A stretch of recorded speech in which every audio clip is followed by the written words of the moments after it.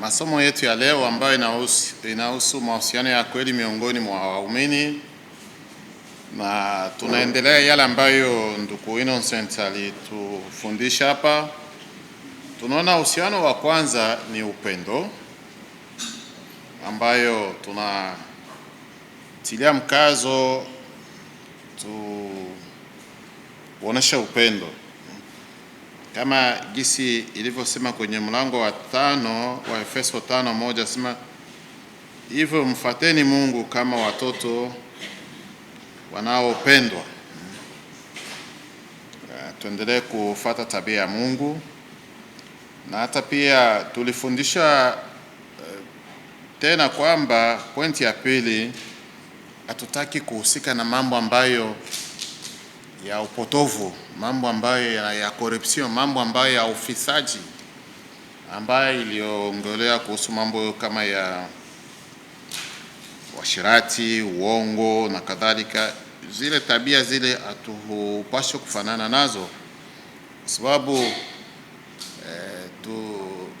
waraka wa Korinto wa pili 5:17 inasema mtu akiwa ndani ya Kristo anakuwa kiumbe kipya. Ina maana tunaanza maisha mapya katika Kristo, maisha ya upendo. Mambo ambayo ya kale tuliyokuwemo, ufisaji, uongo, washerati, ni lazima tuachane nao, kwa sababu katika Ufunuo tumepewa angalisho kwamba tukiendelea katika zile tabia hatutarithi ufalme wa Mungu. Na hata pia ndugu Innocent tena aliendelea kutufahamisha kwamba ni lazima pia tuwe na hekima. Hekima inatusaidia, na hekima iliyo njema inatoka katika neno la Mungu. Na kipindi alipotoa mfano wa mfalme Sulemani na wale wanawake wawili walikuwa wakigombania mtoto, ni kwamba tunaona kama hekima iliyo ya kweli, iliyo yenye kukaa katika upendo, inakuwa ya haki. Na hata haki sehemu ambayo isipofaa, tukiangalia yule mama ambaye yeye ndio mwenye mtoto lakini anakubali huyo mtoto asiuawe, apewe mtu mwingine, ni haki, anapenda yule mtoto, atendee haki. Lakini huyo mwenye ambaye alikuwa sio mwenye mtoto wake alisema akate. Unaona, ambayo inakuwa ni hekima ambayo haina haki yoyote.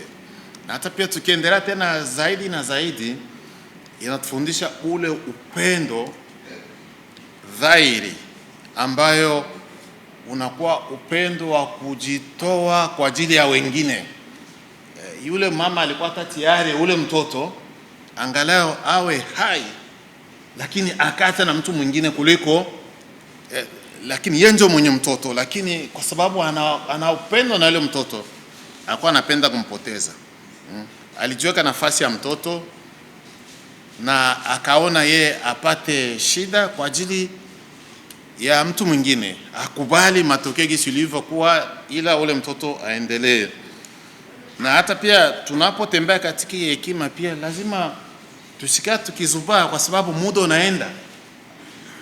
unaenda kama gesi ndugu alivyotukumbusha hapa kwamba tuishi kila siku zote kama leo ndio siku yetu ya mwisho, kwa sababu hatujui ya kesho.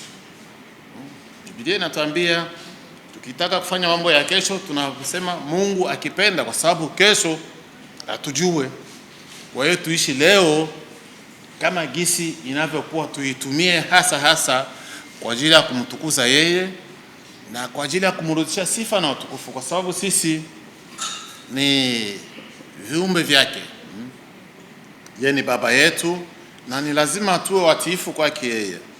Tunakumbuka katika masomo ambayo tuliojifunza asubuhi, ilikuwa pia ya muhimu zaidi, inatuambia kama ni lazima tuwe na msingi, yale mao makuu, yale msingi ambayo umekaa, na kulikuwa na vingine ambayo ilikuwa inajazwa. Kwa hiyo ni lazima tuwe na msingi ndani ya neno la Mungu, na kila siku tukiendelea kutumia maji ya uzima ambayo inakuwa kwa kusoma neno lake kila siku, linaendelea kutupatia hekima, linaendelea kutuelekeza, linaendelea kushauri na kadhalika. Ndugu aliendelea pia Pointi nyingine ya ine ambayo nilinukuu, tusiwe wajinga, tusiwe wapumbafu, kwa sababu mjinga anafanya mambo bila kujua matokeo yake, na tutakubaliana ya kwamba mara nyingine tunaamua kuwa wajinga, lakini tunajua lile tunalolifanya. Ni kama gisi ilivyoongea kusema mtu anakunywa pombe ili pengine njoo ende aongee, lakini anajua analolifanya, kwa sababu mjinga njoo tamkuta anakula mavi aelewe. Lakini sasa kuna vitu vingine tunavihalalisha kwenye maisha yetu, na hata pia ndugu aliongelea pia na kusisitiza kwamba tutembee, tujaze na roho, tujaze na roho, tuwe watu wa kiroho, watu ambao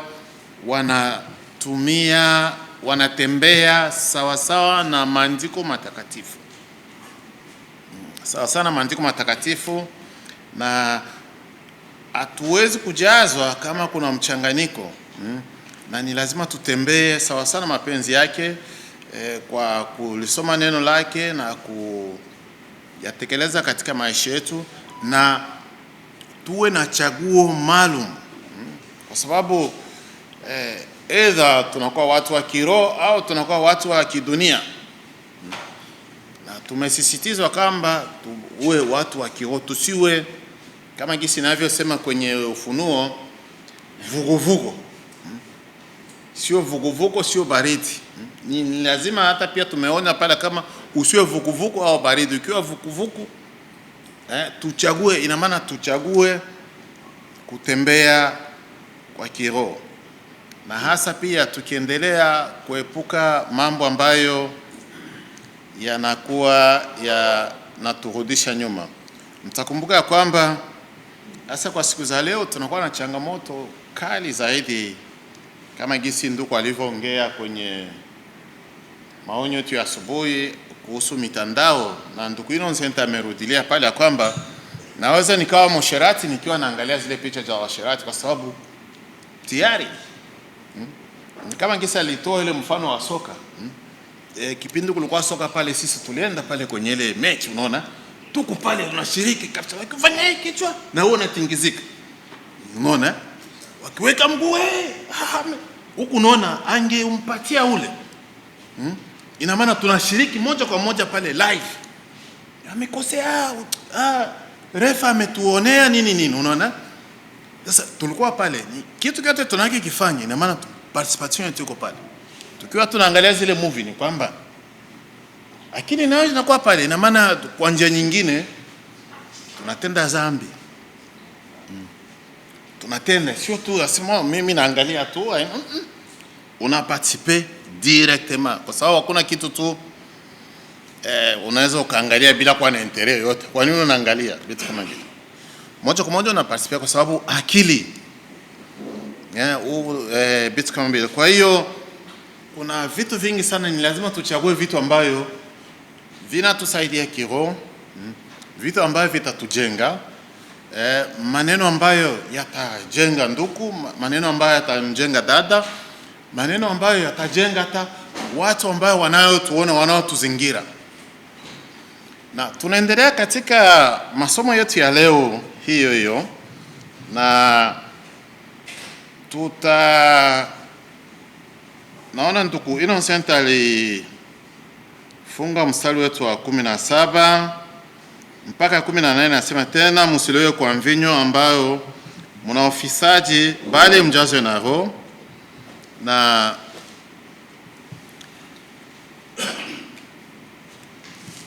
tunaona kwamba mjazwe na roho tiba ya utovu wa nidhamu ya kidunia, ulevi, kuishi kwa roho, maana yake maisha yanayotawaliwa na mawazo na tabia kama Kristo. Yaani tuwe na tabia kama Kristo, upendo, uvumilivu, yale matunda yote ya roho. Tumesoma katika, labda tusomee Wagalatia 5, tuangalie kwanza matunda ya roho. 22 hadi 26. Mwenye anayepata anaweza katusomea.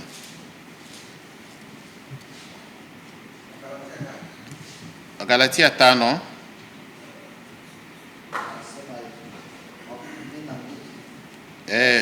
Lakini tunda la Roho ni upendo, furaha, amani, uvumilivu, utu wema, fadhili au uaminifu. Upole kiasi, juu ya mambo kama hayo hakuna sheria. Na hao walio wa Kristo Yesu wamejishughulisha mengi pamoja na mawazo yake mabaya na tamaa zake. Tukiishi kwa Roho na kuenenda kwa Roho. 26. Tusijisifu bure tukichokozana na kuhusudiana. Aya, asante sana ndugu. Tumeambia tunda la Roho.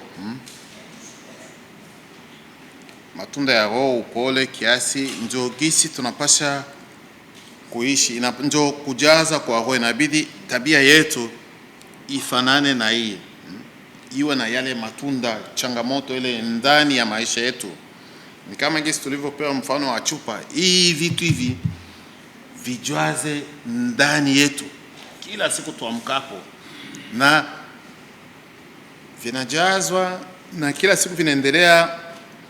Ni sawasawa unajaza maji leo, kesho inapungukiwa, inatakiwa tena ijaze. Ili iweze kujaa ile vitu vinatakiwa kila siku tukiendelea kusoma neno lake, likiendelea kutusaidia zaidi na zaidi. Na mstari wa 19, labda ndugu tutasomea Waefeso 5:19 inasemaje? Waefeso 5:19.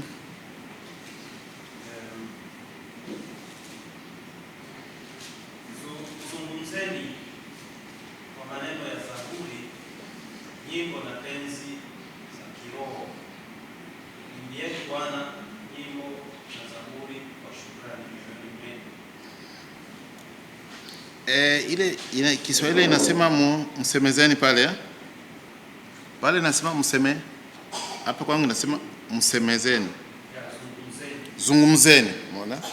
Kwa hiyo maneno yetu yanapaswa kuwa ya zaburi, maneno yetu ya faraja, ya kutia moyo. Msifu Mungu. Tuombe tuwe watu wenye kuwa na kashifa, maneno ambayo ya kuvunja moyo, maneno ambayo labda tuseme critique, kuliko tiane moyo kwa moyo. Sisi wenyewe ndio tunakuwa tunawadekuraje wengine, ina maana tunawavunja moyo. Ni lazima tuendelee kuzungumza kwa saburi, nyimbo, badala ya burudani tupu ya kidunia. Mara nyingine waumini wanatakiwa kutumia nyimbo na kumsifu Mungu. Uimbaji wa kweli unahitaji kuzingatia maneno kwa makini,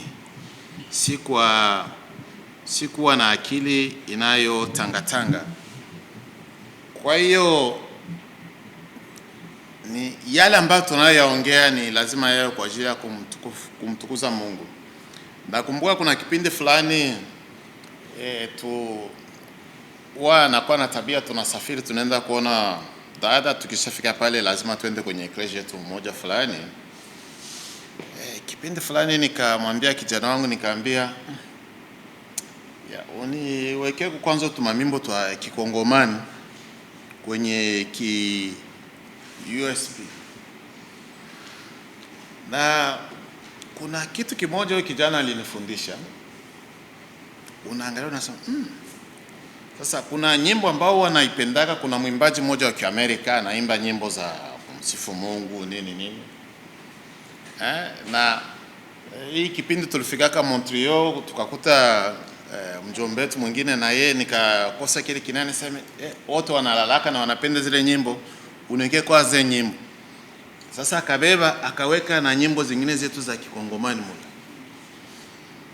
Sasa kijana wangu Daniel anachukua zile nyimbo za Kingomani anaziweka, anaandika akisema nyimbo za kidunia, alafu anaandika hii ya Kiingereza world. Hizi zingine zetu za wale waimbaji wanaimba nyimbo za kumtukuza Mungu anaweka za Mungu. Sasa nagusa pale mimi mwenyewe kwanza, mimi naangalia najifundisha kabisa. Unajua kuna vitu vingine tunavifanya tuku mbele ya watoto. Nikaona hii ni kali, unaona, ina maana mtoto anakurudisha kwa njia nyingine. Unaangalia kumbe kuna vitu vingine navifanya kawaida, nyimbo za kawaida tu nazichukulia ni kama burudani, lakini kwao wanaona kama hizi nyimbo ni za kidunia. Wanashangilia kusikia zile nyimbo za tenzi za waimbaji wengine, wanaona nyimbo nzuri, hizi nyimbo mbaya. Kwa hiyo pia ni lazima tuchague ni vitu gani tunavyofanya. Labda inawezekana kipindi napoweka zile nyimbo, alafu pia naenda nasimama kwenye kreja pale, unaona, inakuwa mara nyingine naongea vizuri, lakini mbona huyu anakuwa hivi maana. Kwa hiyo ni lazima tusiwe vikwazo kwa watu wengine kutokana na matendo ambayo tunayoyafanya. Inawezekana tunafanya jambo lolote bila kuwa na nia pengine ya kukwaza, lakini tumejikuta tunakwaza wengine bila kufahamu, labda katika maneno yetu, labda katika gesi tunavyoonekana, gesi tunavyovaa, hii vitu vyote mambo tunayohusika nayo, mambo tunayoyapenda zaidi. Kwa sababu ni lazima tuwe makini, kwa sababu mara nyingine tunajua kama waabudu sanamu ni mpaka uweke kisanamu na ukiabudu. Waabudu sanamu ni yale mambo ambayo tunayoyapenda zaidi, inaitwa idolatry. Kama mambo ambayo tunayoyapenda zaidi haiko ambayo ya kumtukuza Mungu, tunakuwa na sisi tunaabudu sanamu. Kwa sababu kiangalia wale waabudu sanamu hawezi kufanya jambo lolote, ni lazima afate zile taratibu. Labda ukiamka asubuhi inabidi ufanye hivi, labda ukiamka asubuhi utoke una mgongo nyuma, vitu kama vile. Ni vitu ambayo mara nyingi sana wanavifanya. Je, kama sisi ambayo tunaye mfata Mungu, tunajua njia yake ni za kweli, jitihada gani tunazozifanya? Hasa ukiangalia watu wa mataifa mara nyingine wanazidi kufanya tabia nzuri sana kutuzidi hata na sisi. Kwa hiyo tuwe anga katika yale ambayo tunayoyafanya kila siku. Kila chaguo tunalolifanya, kama ile za nyimbo hizi, ni chaguo ambayo mara nyingine naweza nikalichukulia kawaida, lakini nikamkwaza mzee. Kwani lazima tuangalie ni misemo gani tunayoyasema, tunasema muda gani, wapi, nini na wakina nani. Na kwa kufanya hata hivi pia tunaweza hata pia tukawafungia wengine njia, kwa sababu wanaichukulia tu kama kawaida. Yesu wanafanya hivi, sasa na sisi je?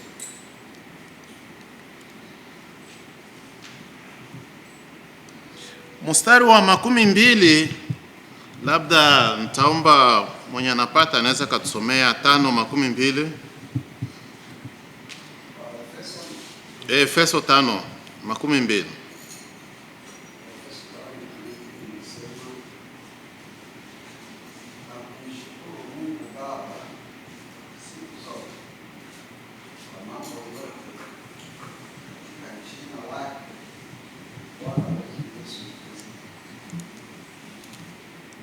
Mshukuru Mungu kwa kila siku na kuona Mungu katika kila hali ya maisha yote, kila jambo lote tulitendalo.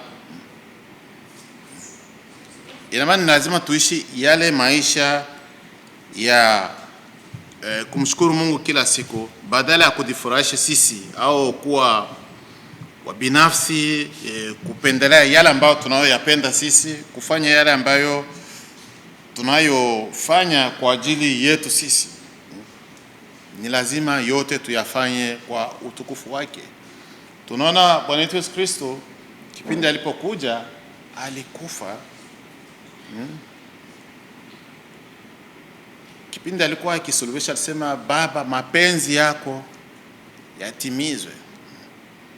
Na hii ndio gisi iliyo njema ya kuweza kumshukuru Mungu kila siku ya maisha yetu. Ni lazima tufanye mapenzi yake, na kufanya mapenzi yake ni kumjua Mwana Yesu Kristo na kuendelea kuenenda kuwa na tabia ambayo inayompendeza. 21 nasemaje? Mkubwa anamheshimu mdogo na mdogo anamheshimu mkubwa. Haikuwe tu ya kwamba ni mimi tu naheshimiwa, na mimi napaswa kuheshimu na mimi mtoto. Kwa hiyo inakuwa kwanza inakuwa vizuri sana tunapowaonesha na sisi heshima, na wanaendelea kutuheshimu zaidi. Wanaendelea kutuheshimu zaidi. Naona hata paka na bebe anacheka hapa. Kwa hiyo lazima tu nyenyekee. Hapa kwenye komentari kidogo ya Kiswahili nasema, wakatae kiburi na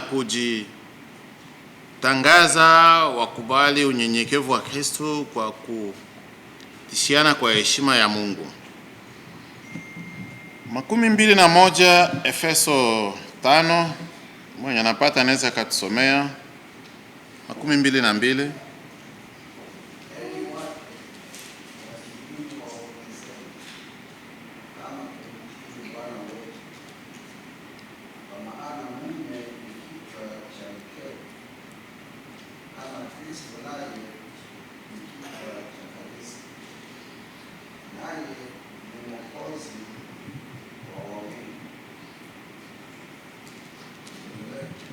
Labda tuachie hapo.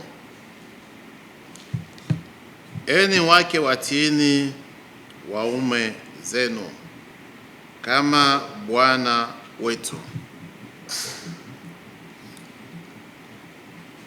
Mara nyingi sana hii verse inaweza kutumika kwa upande mbili. Upande wa kwanza, sisi ni mabibi harusi ambayo tukimongojea Bwana wetu, ambayo bwana harusi Yesu Kristo, ni lazima tumtii, tumheshimu. Na hii ni njia ya kwanza. Njia ya pili inaongelea kuhusu wakina dada.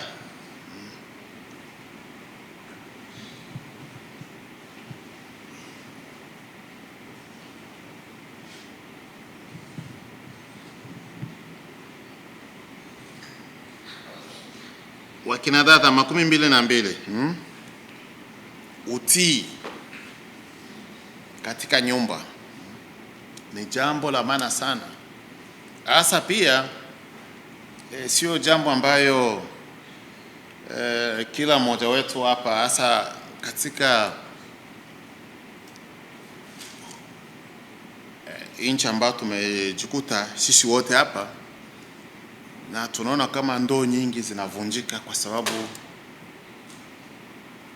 ile kwa kutiana, na tunapaswa kuwa angalifu zaidi, na tusipotumia hekima ya Mungu inakuwa shida zaidi, kwa sababu tukiangalia katika sehemu ambayo tunaojikuta hapa, mambo yanaenda sio kama manyumbani huko tunakotoka. Kunakuwa tabia zingine, hapa tumejikuta kunakuwa pia tabia zingine. Kwa hiyo utii unaomba kwamba tuwatii waume zetu, waheshimu,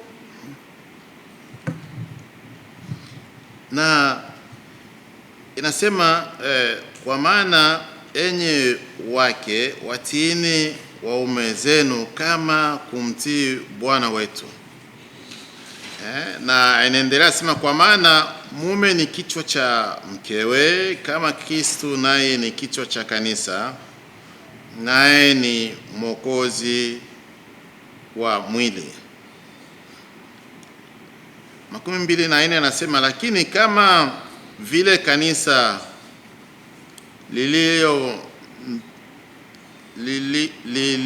limtivyo Kristo, hivyo hivyo wake nao wawatii waume zao katika kila jambo.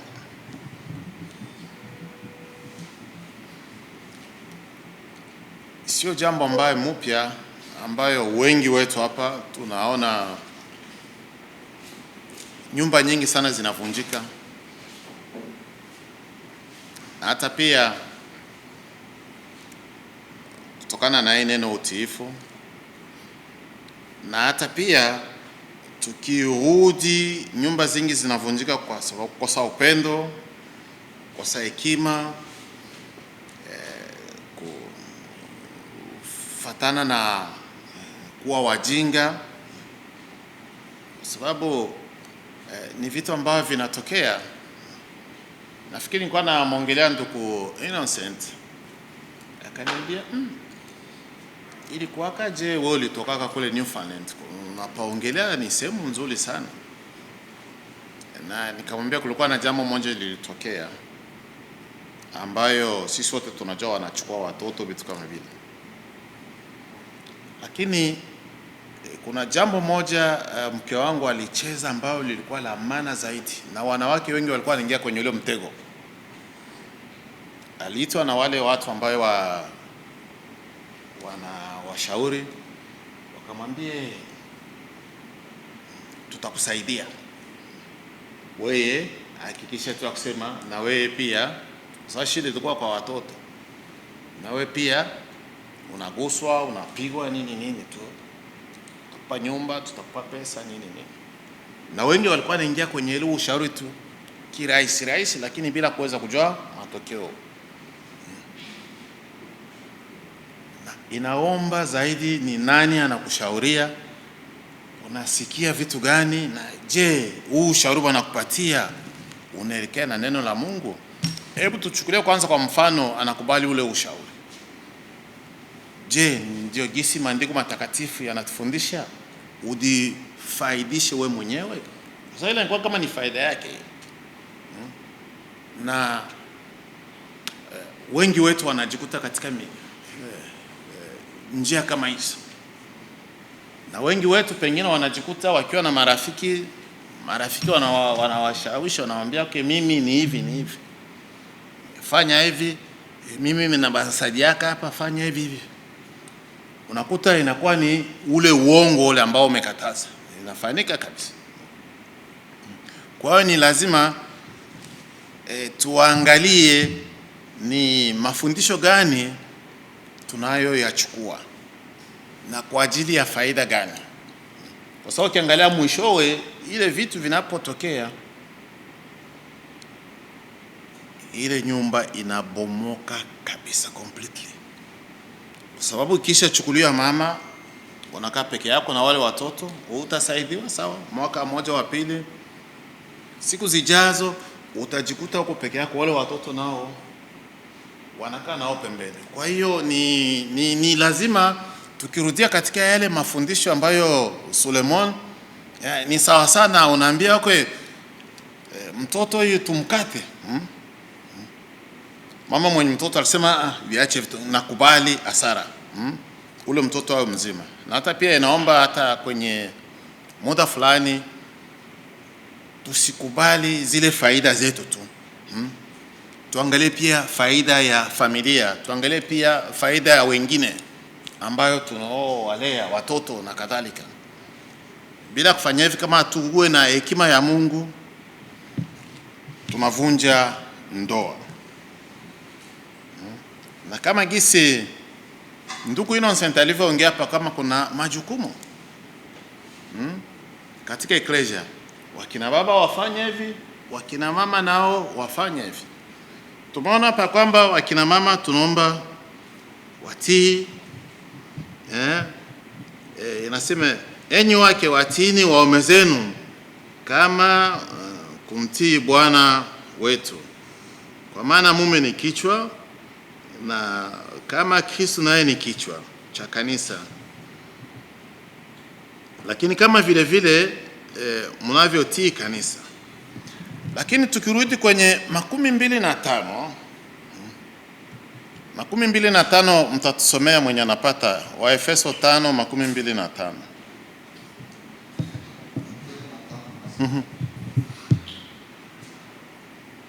Enyi waume wapendeni wake zenu kama Kristo naye alivyolipenda kanisa akajitoa kwa ajili yake. Tunaona hapa kwamba kuna responsibility. Enyi waume nani mwapende wake zenu.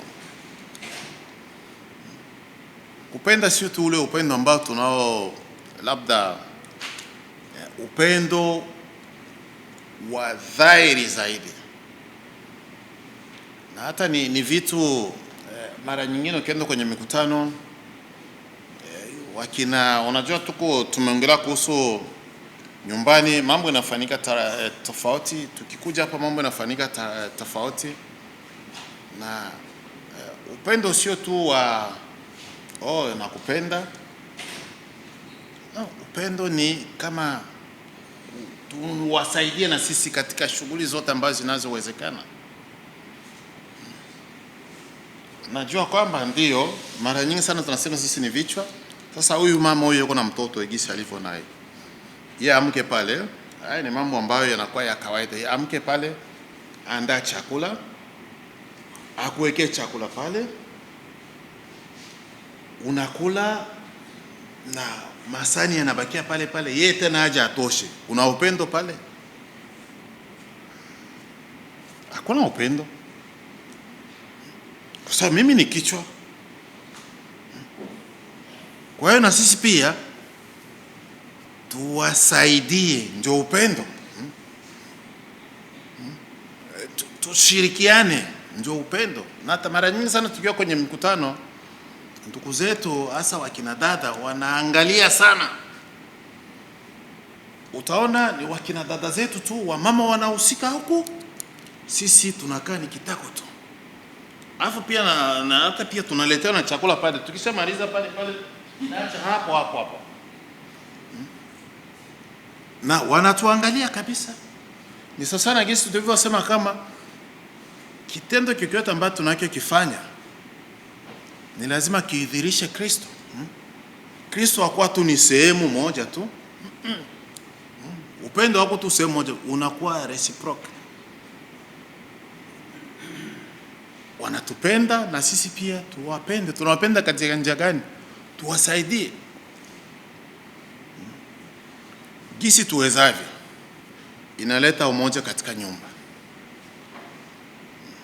na hata pia na wale ambao wanaotuona wanaona kweli hao watu wana upendo.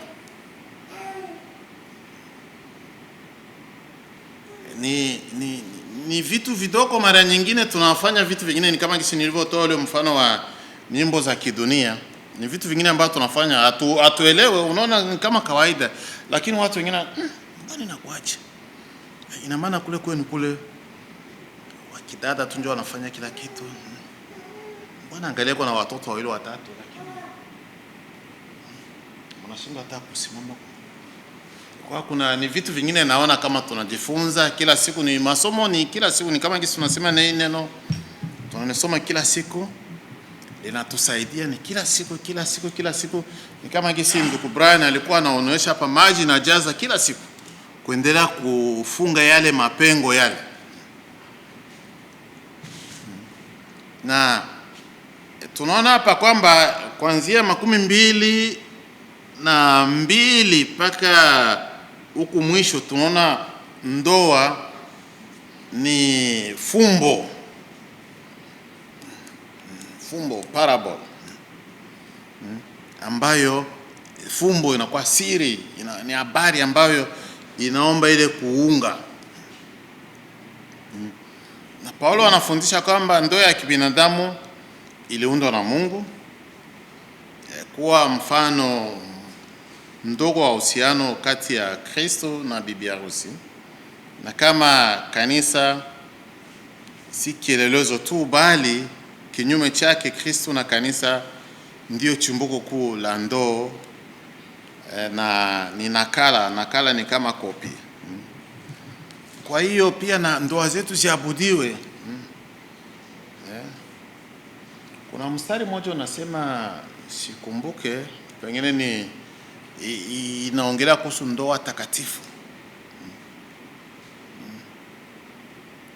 Ni lazima tuheshimu, na hatuwezi kuheshimu ndoa kama kuna kwa hii michanganyiko, mara ni na mke, mara ninaenda kuangalia porno. Ina maana tayari hapa niko kwenye washerati ya. So moja kwa moja niko kwenye action zingine huko. Pamoja na kwamba naona kama hakuna jambo lolote huko. Kwa hiyo ni lazima tutilie mkazo ile. Labda tuendelee tena kusoma kuhusu waume. Ilisema, enyi waume, tumemaliza 25, labda tusome 26. Nasemaje?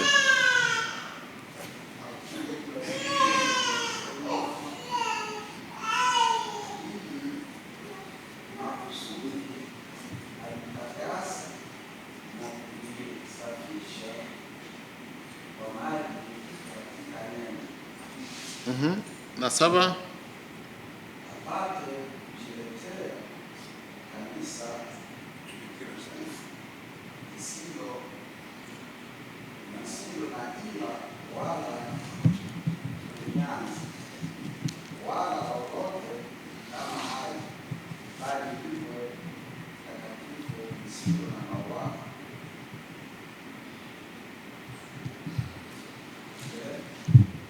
yes, endelea. Hivyo imewapasa waume nao wapenda wake zao kama miili yao wenyewe. Simamia kwanza hapa. Simamia kwanza hapa. Waume wapende wake zao kama miili yao wenyewe. Tunaona hapa nimetoa mfano wa dada ana mtoto, anaandaa chakula, anafanya kila kitu kyote, anashughulika. Je, tufanye kwanza kama njoo mimi sasa? Mtaonaje huyu dada kipindi anapokaa, mimi mtoto analia, anapika kelele, mimi nashiko huku, najua inawaka, nishiko huku, afu mimi nakaa tu, utajisikiaje? Unasikia mbaya? Kwa hii ni neno la Mungu, nasema ni lazima tushirikiane, ni kitu kinakuwa reciprocal. Waingereza wanasema give and take, si ndio? Kisimu nasema unapewa unachukua, ina maana ni kitu kinakuwa kinaenda kinarudia, haikwetu kitu kia. Yes, endelea. Maana hakuna mtu anayechukia mwili wake popote, bali akuulisha na kuutunza, kama Kristo naye anavyojitolea kanisa. Kwa kuwa tu viungo vya mwili wake. 21. Kwa sababu hii mtu atamwacha baba yake na mama yake, ataambatana na mkewe, na hao wawili watakuwa mwili mmoja. Tunaona mume na mke ni watu wawili, lakini wakioana wanakuwa kitu hiki kimoja. Na anasema wataambatana, wanaambatana, je, wanakuja kitu kimoja. Na hawezi kuwa kitu kimoja kama katikati yetu atushirikiane. Hawezi kuwa kama kitu kimoja kama katikati yetu hakuna upendo. Ni lazima tuwe kitu kimoja. tusaidiane. Ni kama gisi, hebu tuchukulie mfano wa Bwana wetu Yesu Kristo. Yeye si njoo mwana wa Mungu ya? Angalia kitendo alichokifanya jana. Tumeona vijana wetu walikuwa kipindi Yesu Kristo chakula ya mwisho, anaanza kuwaogesha wanafunzi wake miguu, mfano wa unyenyekevu. Na haya yote pia ni lazima yatufundishe na sisi pia. Na siku ya kwanza tulisema kama sisi sote ni ndugu, si ndio? Kisi tulivyosema kwenye imani yetu, sisi sote ni ndugu. Lakini inakuwaje tu sisi sote tuko egal, hakuna mkubwa, hatuna na hawa. Lakini ikisha kuwa kwenye masuala ya tukisha kuwa nyumbani pale, kunakuwa na ba patron anakaa na kunakuwa na wafanyakazi wake. Ni lazima ile jambo tuliangalie vizuri sana, tuliweke vizuri sana, tuzingatie maandiko matakatifu. Vinginevyo itakuwa kama kipindi Yesu Kristo anapokuja sawa, no, Bwana yote niliyafanya ili ukaweza kulifanya. Kwani jambo ndogo sana mara nyingine tunaliona kawaida, lakini linakuwa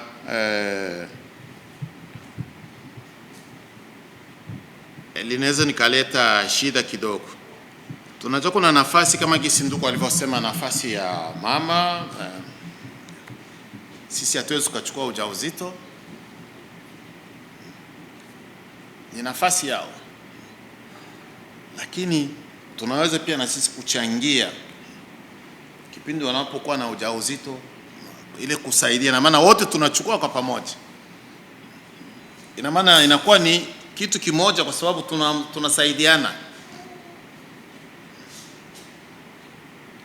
Na sio jambo rahisi ya. Unajua pale kwetu watu wengi wanapoteza maisha. Nimesoma masomo ya kiganga kidogo, na kila mara kule kwetu umekuta watu wengi sana mwanamke akisha kuwa na ujauzito.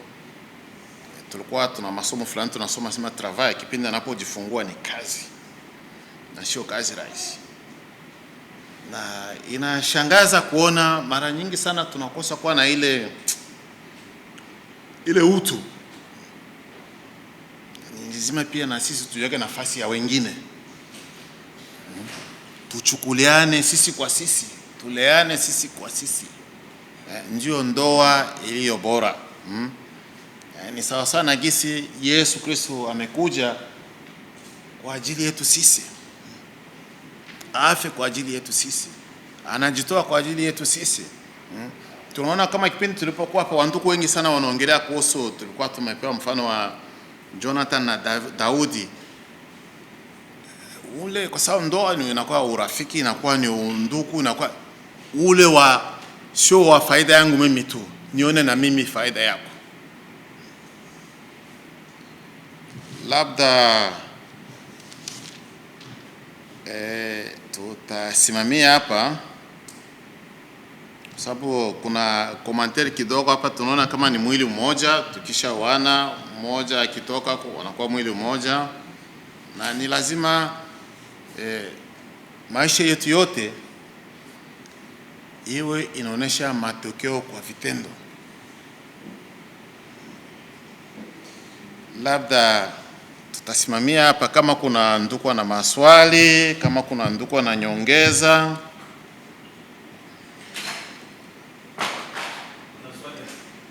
Ndio.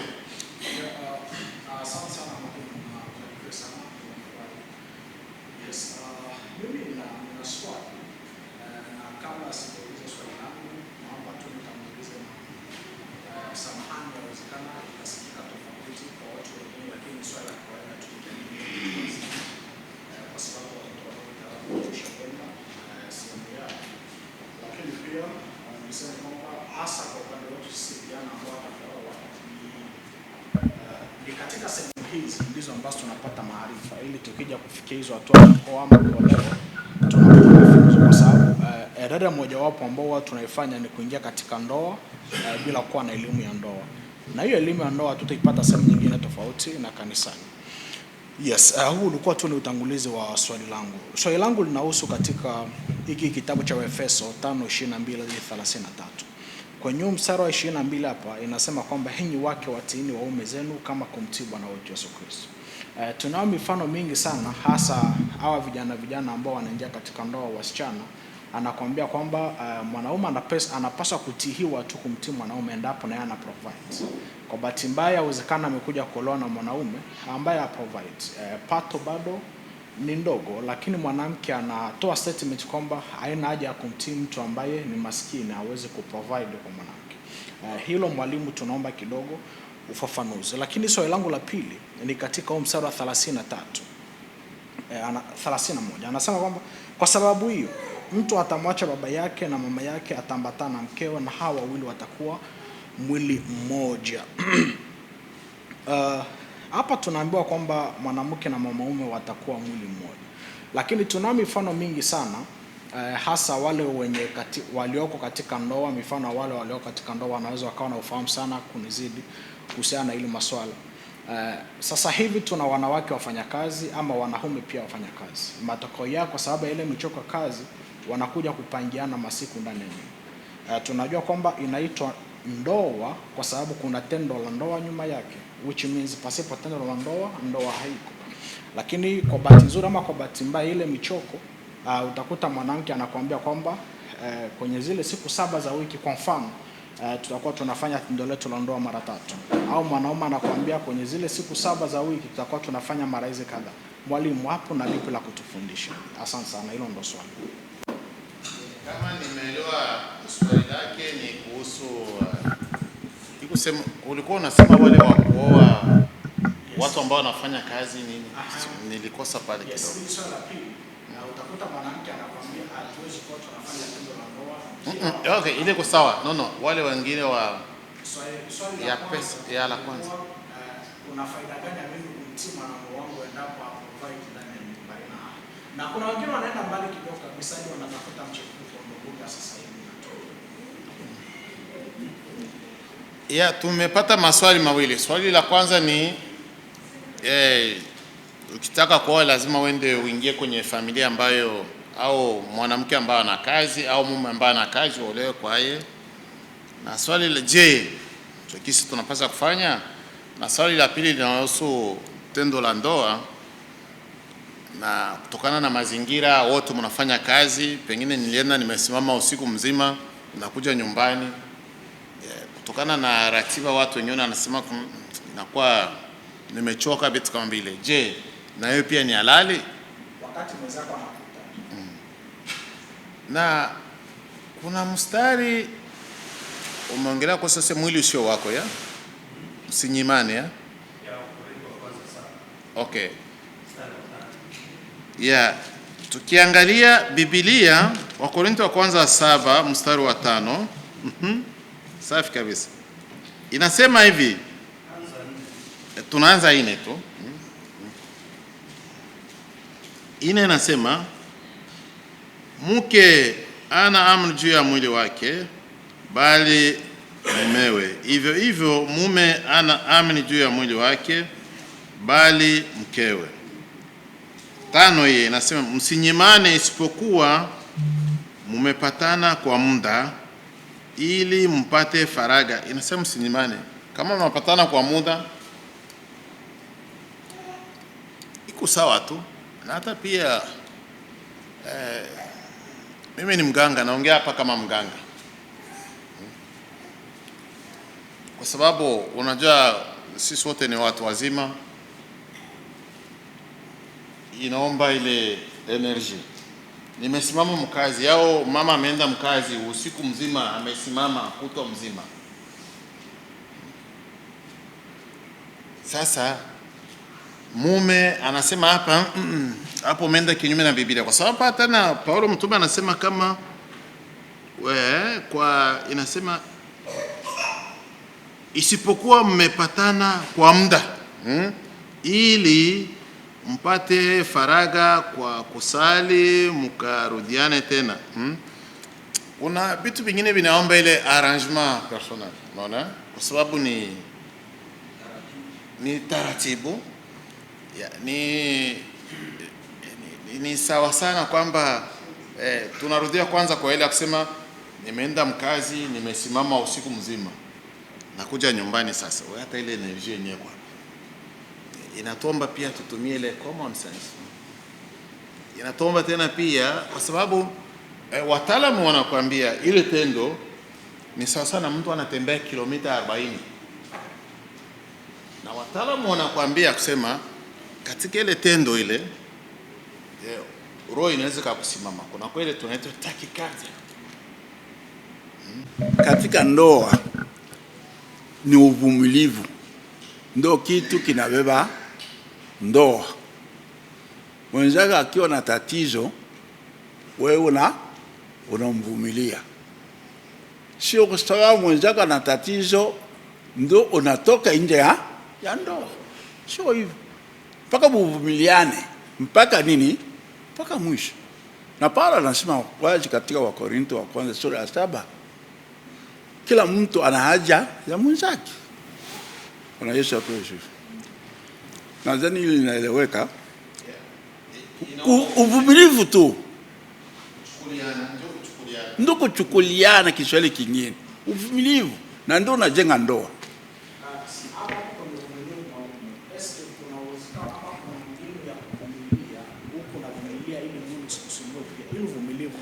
Uwe sahihi zaidi.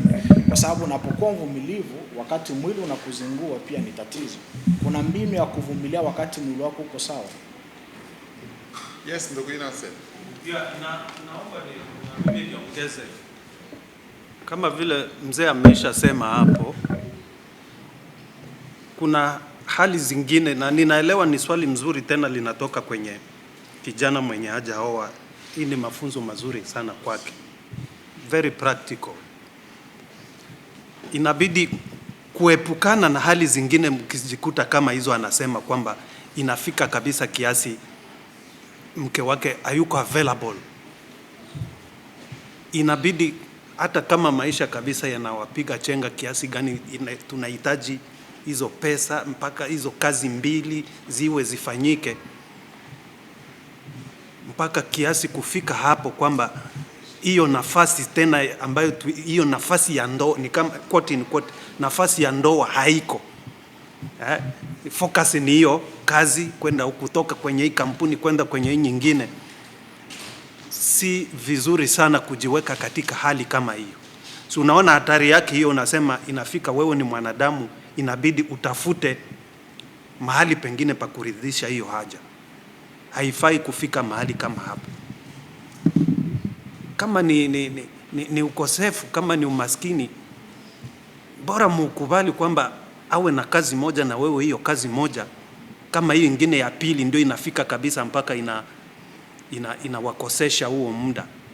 Sababu hiyo Wakorintho wa kwanza anasema vizuri, pasipo mpaka kuwe makubaliano. Sababu inafika hapo ni kama hakuna makubaliano, ni kama wewe haukubali hiyo. Yeye anafanya kazi zake mbili huko ambazo zinamchukua muda wake wote 24 heures.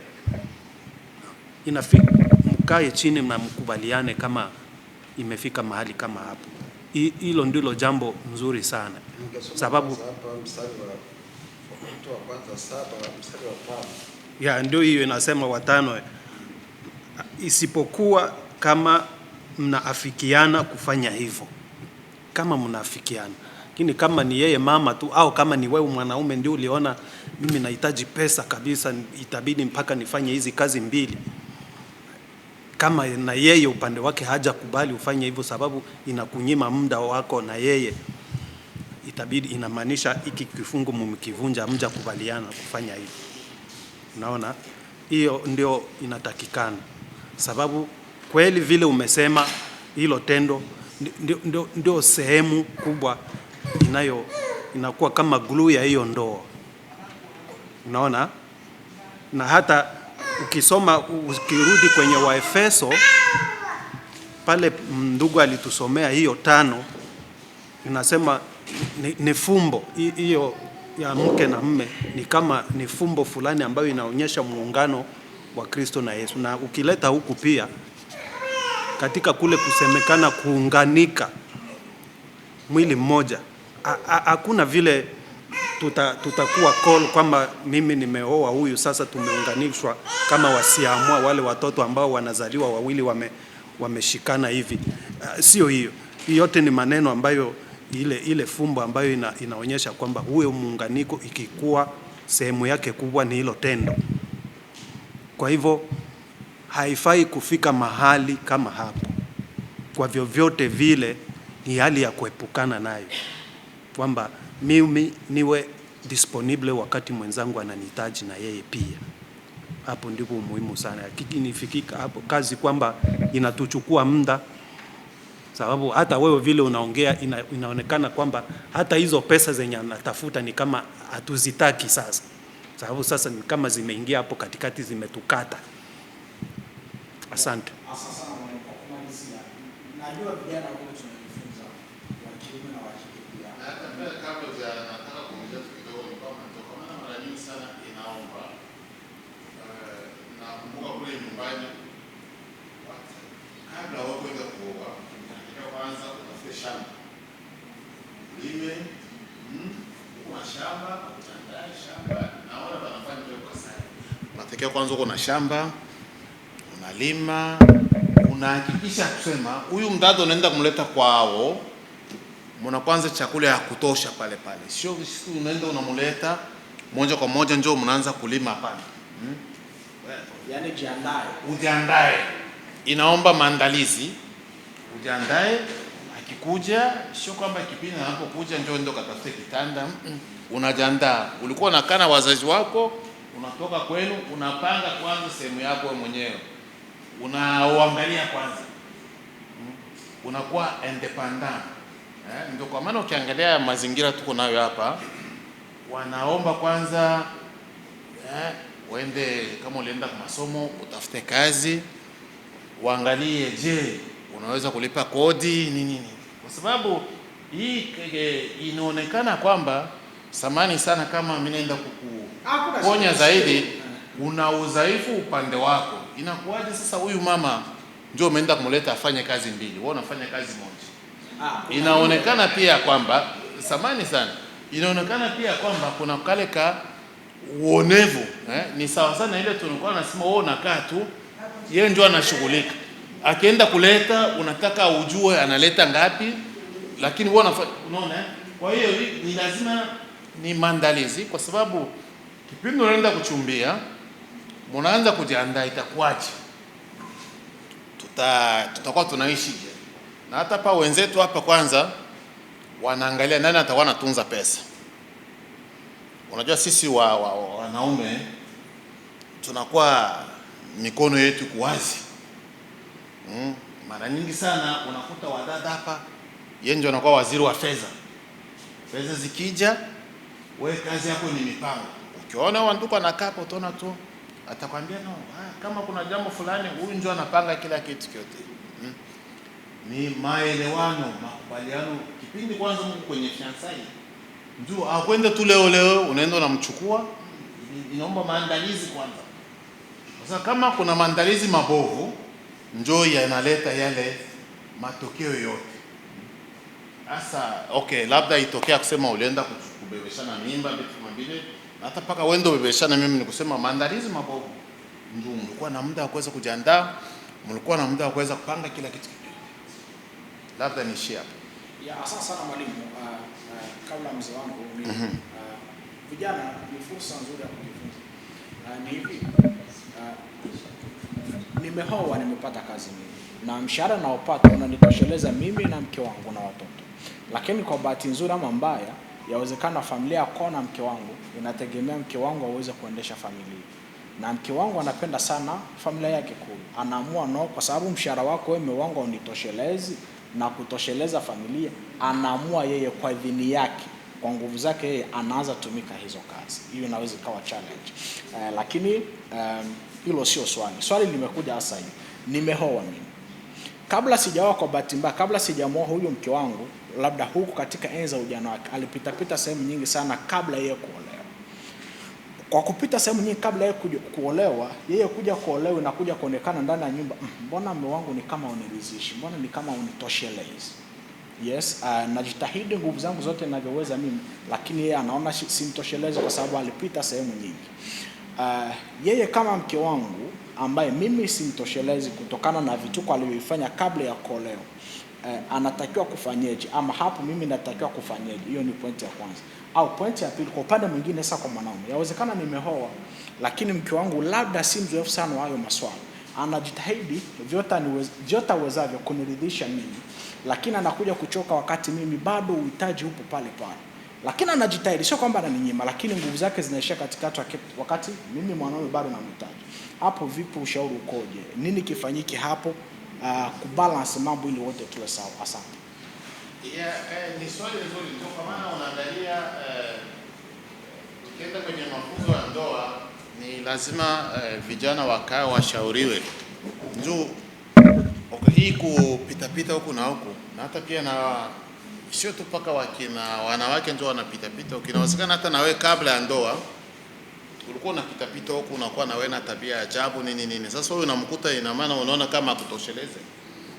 Kwa maana inaomba kujichunga, kwa sababu mara nyingi sana tunaangaliaga kusema paka wanawake njoo wadichunge. Ina maana vyote tu ni lakini sisi ni halali. Kwa hiyo kitu hiki kinakuwa na balance pale. Yes, ndio kwa innocent. Ni mazuri sana. Na nitaongea kulingana na katika hilo umesema hapo, katika taratibu ya kuoa. Sasa tukirudi huko katika asili kabisa ya Wabembe, kabla unapokuwa katika hizo harakati za kuchumbia, kuna sifa 3 kubwa sana Wabembe walikuwa wakiangalia. Sifa ya kwanza ilikuwa huyu msichana unaenda kuoa, je, ni mchapakazi? Akienda shambani akibeba kile kitunga, ile lochi ile anabeba kabisa, au analima. Hiyo ilikuwa sifa ya kwanza wakiangalia, kwamba sio mzembe hivi. Sifa ya pili walikuwa wanaangalia, je, ni mtu wa watu? Pale katika familia yake utakuta ni mtu au maneno mengi, au yeye hakuwa kina uhusiano vizuri na mama au na watu wengine. Walikuwa wanachunguza hiyo. Taambiwa yule hapana, ule msichana wa fulani mdomo hivi, yule hapana, hawezi kuwa mke. Naambiwa hiyo. Na sifa ya 3 ambayo muhimu sana Wabembe walikuwa wanachungulia ni hiyo. Wakisikia sifa, mfano ya ule msichana aliwahi kuwa na yule kijana mwingine wa pale, aishawahi kuwa na yule kijana mwingine wa pale, aishawahi kuwa na yule mwingine, hiyo ilikuwa x tayari kwao. Kwa hivyo katika vile umesema, kama aishapita huku na kule aishacheza na dunia huko, hiyo ilikuwa moja ya kudisqualify kwamba huyo sio mke. Na hiyo uyapindue hiyo na upande mwingine, hata sababu hata upande ule wa mwanamke nao walikuwa wanachunguza yule kijana ambaye anachumbia msichana wao, na wao walikuwa wanaangalia hivyo, ana sifa gani huyu kijana? Je, ni mchezaji wa mpira vile wanasema, yeye ndio huyo, aishawahi kuwa na msichana wa fulani, akaacha huyo akaenda kule kwingine akakuwa na huyu, sasa hivi ndio atakuja, sio hata huyu mtoto wetu baada ya miezi kadhaa ataachwa na yeye. Unaona, ilikuwa ni two way traffic, wanaangalia pande zote. Kwa hivyo cha kwanza, utakuwa hukufanya homework yako vizuri, ukaenda kuangukia huyu ambaye alikuwa mchezaji wa huko nje, kwamba alikuwa ishapita huku na kule na kule. Hiyo ilikuwa sio sifa mzuri, yani hata iache. Kwa hivyo kufanya homework yako vizuri, itabidi uangalie mwenendo kama huyu, itakuepushia mengi hapo mbele. Anyway, naishia hapo.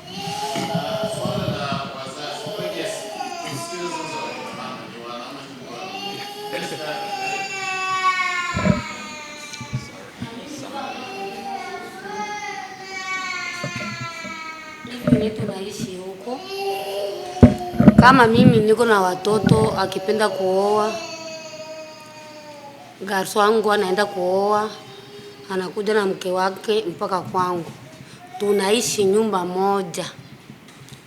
Je, ni vizuri au ni vibaya kuishi nyumba moja na na mwelekazi.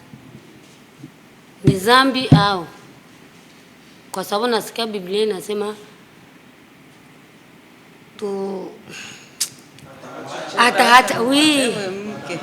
ataambatana na sasa hapo unaweza tuelezeaje? Aseme? Anasema asikie unaongea taratibu, ungepandisha sauti kidogo. Mungemwelekeza basi. Sikuwa kina sauti yangu. Ulaya, kijana wangu ameenda kuchukua mwanamke. Anakuja na yule mwanamke, tunaishi kwenye nyumba yetu. Na Biblia inasema mume atatoka kwao na mwanamke wataambatana, wanaacha wazazi. Sasa ina maana ni labda tuseme mwanamke ndio anatoka kwao wanaacha wazazi, lakini ye mwanaume bado yuko na wazazi pale pale. Je, ni dhambi ya kwamba mulikazi anakuja kukaa kwa mama mkwe kwa baba mkwe nyumba moja? Ehe, ndio ndio maana yake tu, ndio swali. Mimi mawazo kubwa, Biblia inasema wazi, ndoa iheshimiwe na watu wote. Kwa Ibrania, ndoa iheshimiwe na watu wote. Kijana anaenda kuchukua msichana, kufuatana na mila, sisi kama sisi Warembo, mtoto wako anaenda kuoa, wewe hautapenda abakie kwa nafasi yake. Unakuwa mtoto wangu tena wapi? Ikala hapa ili ule mke wake, ndoa yake, awe mtumishi wako. Lakini Biblia inasema hao watu wawili wanakuwa mwili huyu, lazima wawe na nafasi yao kamili. Nadhani hapo namaliza. Na sijaona ubaya wote, inategemea. Sisi sio dhambi. Unajua mila yetu kisi imekuwa ni mila ya Kiafrika na sheria vingi. Hasa kwetu sisi, mtoto wangu akioa atakiwa kaa kwangu, ni lazima yeye nyumba yake. Kwetu kuna ile banaita kama bibi nji, maana yake yeye akioa, yeye na mke wake nyumba yao. Akikuja na kaa kwangu, ni wanakuambia ni bibi nji, ni mamanzi. Wazee wakisha simama ni vya kulipalipa, leta mbuzi, leta hivi, leta pombe, unaona. Kwa hiyo ile ni mila ya kwetu. Hapa napo tuna mila ya kwa sababu ndio kwetu kisi ninavyofanya kazi. Mzee anasema yeye wakileta ni lazima au pale ule mulikazi wake ndio anakuwa mfanyakazi wa pale, na wengine wanapenda kusema akiwa pale wanawasaidia. Nimeona hata hapa wazungu mwanamke wanapenda wakaa nabo pale, wanabasaidia hapo kipesa nini. Hawapende kwanza, hawana pesa, wanaanza maisha, wanawapatia chumba mule chini, mpaka wafike kipindi fulani wanaenda nao kuchukua nyumba yao ya deni. Sijaona dhambi, yote inategemea. Na hata pia wengine wanapenda ile ushauri zaidi nini, na kama ka control.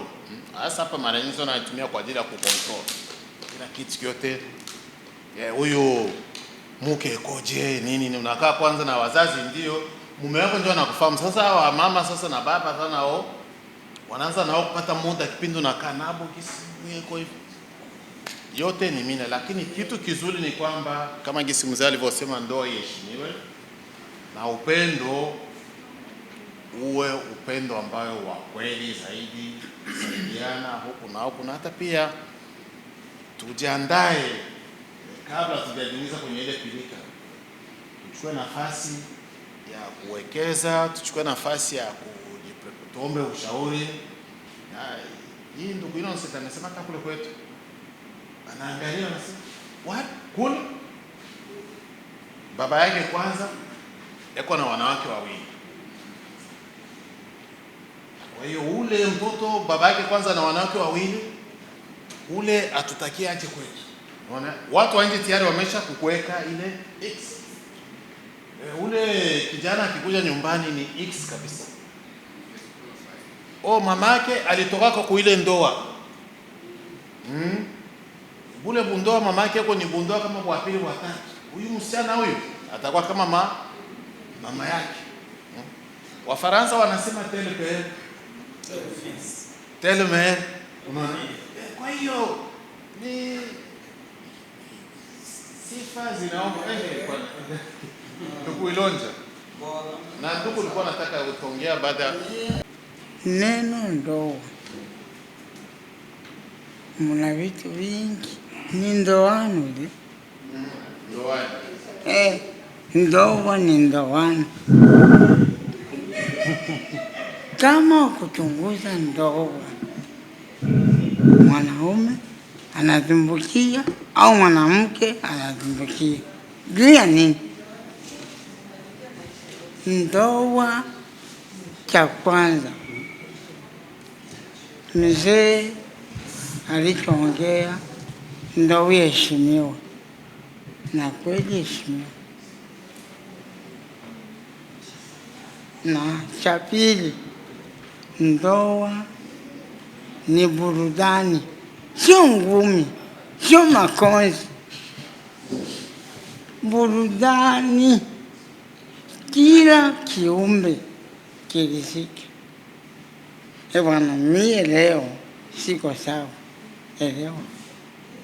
Usiende nje ya ndoa juu mwenzako anakwambia siko sawa. Na Ukristo au kumu Kristo, vumilia na usimuulize mke wako mpaka siku gani.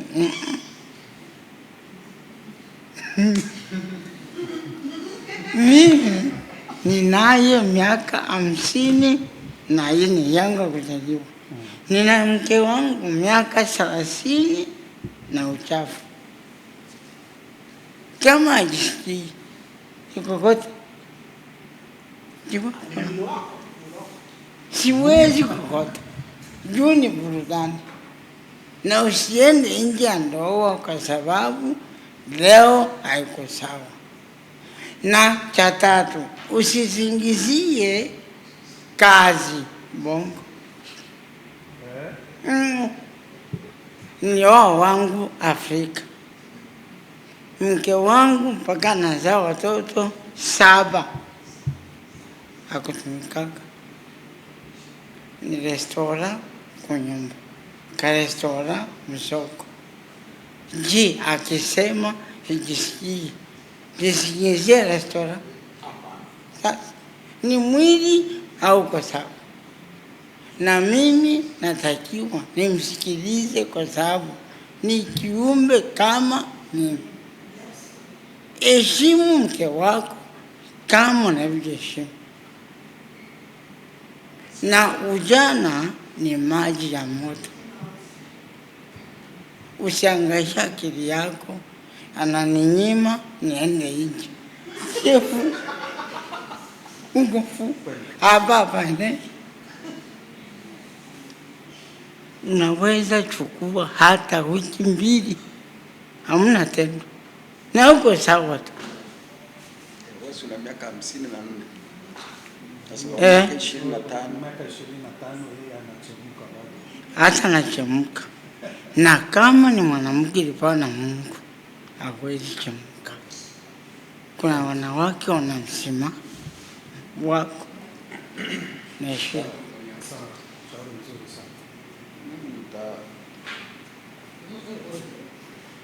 Ya, na mimi nadhani niongezee yale brother Innocent amesema. Kuna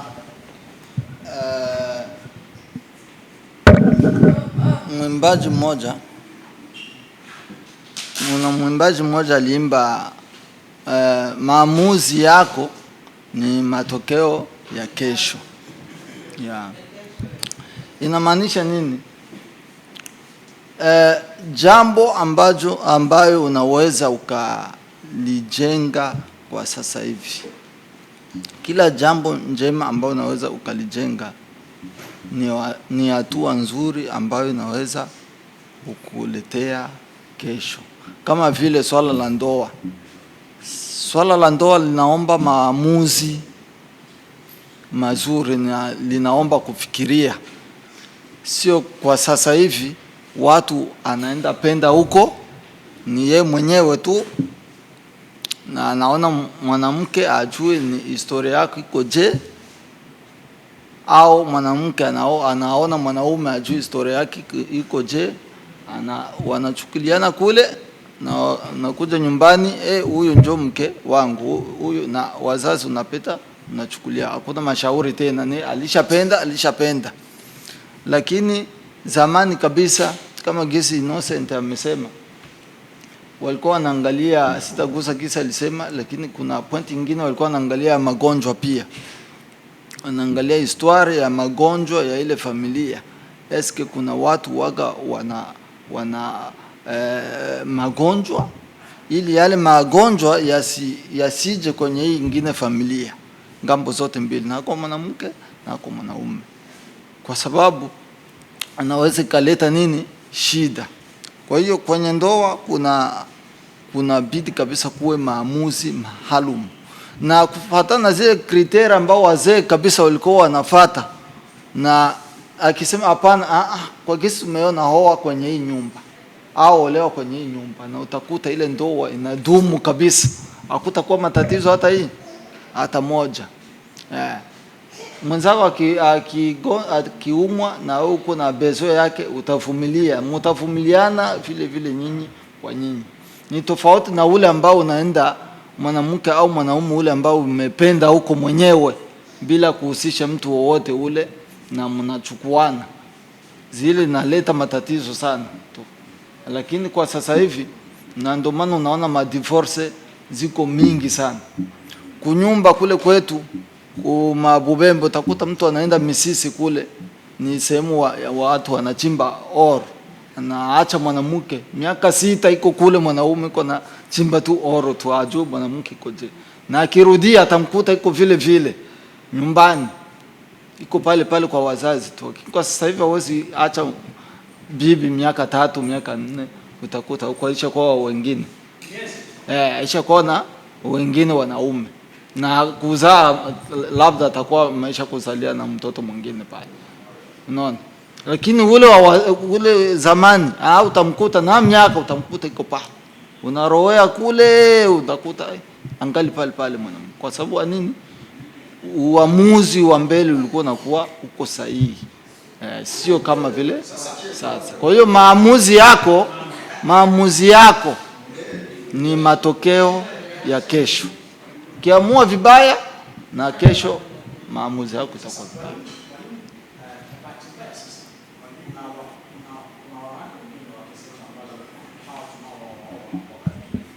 Anatumia tendo kama silaha. Umemnyima si ajabu kwamba pesa naona unazo, ama umemkwaza chochote, anatumia tendo kama silaha kwamba sitakupa wiki mzima mfano. Hilo nalo mligusia walimu wangu ili vijana waweze kujifunza. Haya mafundisho hatuwezi kuyapata pengine tofauti na kanisani. Kwa hiyo kanisani ndio sema sisi kujifunzia, ili wakati ukifika tuwe tuko full mwelimu na tujue namna ya kuishi na wake zetu. Jibu pale kuvumiliana, kwa sababu ametumia kama silaha na wewe utatumia kama ni kuvumiliana tu. Nimekomba hivi umeninyima na mimi wiki nzima. Njoo mbele baba. Mimi nitajibu lile Mama Mary ameuliza pale, lile la makazi la kukaa pamoja. Mama Mary wengine umesha yule mama mwenye aliuliza pale, mimi namfahamu kwa Mama Mary. Kwa ajili ya kuishi kwa pamoja, tukamate kwanza mila zetu na desturi zetu sisi Wabembe kama Wabembe walivyokuwa zamani. Ilikuwa furaha sana tena sana nyi wote kukaa kwa pamoja, familia. Mdogo wangu na mke wake wako hapa, kijana wangu na mke wake wanakaa hapa. Kwa baba mdogo utakuta shangazi anaolewa pale, yaani familia yote inazunguka hivi.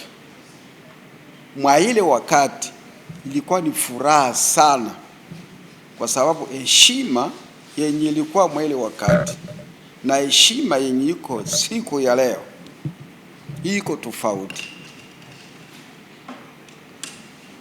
Zamani mwalekazi alikuwa anategemea mama mkwe, lile mama mkwe anapanga na ndilo litafanyika hiyo siku, na anatii.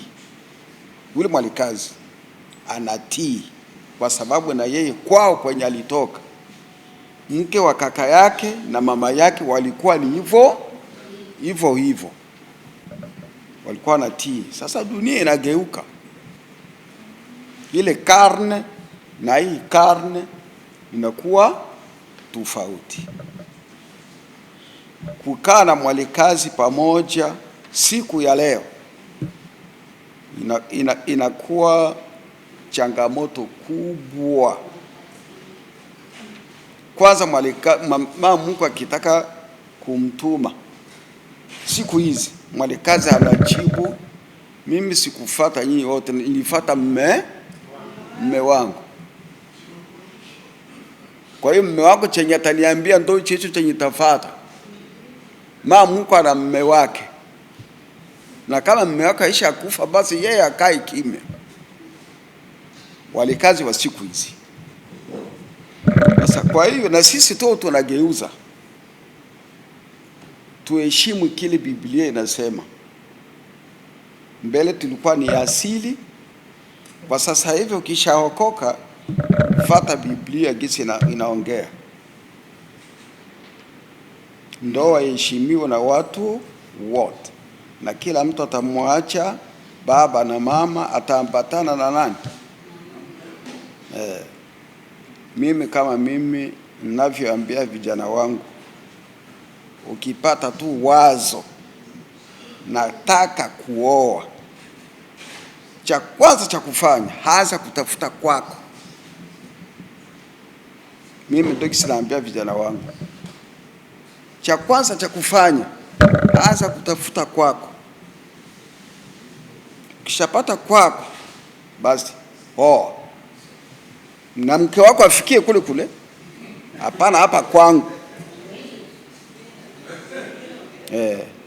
Akibeba mimba anataka kuzaa, mimba ikitaka kuzaliwa, muite mama yako amsindikize kwa mganga, huko kwa mganga. Mama yako ikiwa bado yupo, muite mama, huku tumbo inatomboka. Atachukua taksi, wakati hiyo sinakuwa mataksi, atachukua Uber, anafika kwako, twende kwa mganga. Anakwenda kwa mganga. Mimi hizo ni taratibu kabisa zenye mimi nilipanga. Lakini kama ni hapa kwangu, sijaugua, sijawasema sitoke kukitanda. Kwako, utafute kwako. Hapa kwangu hapana. Kwa sababu gani? Sijamaliza brother. Kwanza wakina mama utawaangalia tena wanakuwa wachonganishi sana. Hawa mama kwa watoto wao wa kike na mwalekazi. Mfano mwalekazi anapika mboga yake. Si kila mtu anategemea hii mboga yangu, mme wangu nitampatia hiki kipande hiki. Number 1 kwa hiyo wakati ni mme wangu. Ndo number 1 kwa ile mboga. Number 2 ni yeye. Number 3 baba mkwe. Number 4 mama mkwe. Number 5 wadogo zake na mme wake. Kwa hiyo yeye ule number 1 mme wake. Mimi sifie wangu anakuja, anatoka kwake, anakuja kumtembelea hapa mama yake. Mama yake atamwambia songa ugali na nani demai siku zinakuwa demai wako anapiga mboga iko mule mkabati. Sasa yeye anaenda kuchagua ile mboga yenye mimi yeye anategemea mume wake atapata, atakula. Sura kelele zinaingia.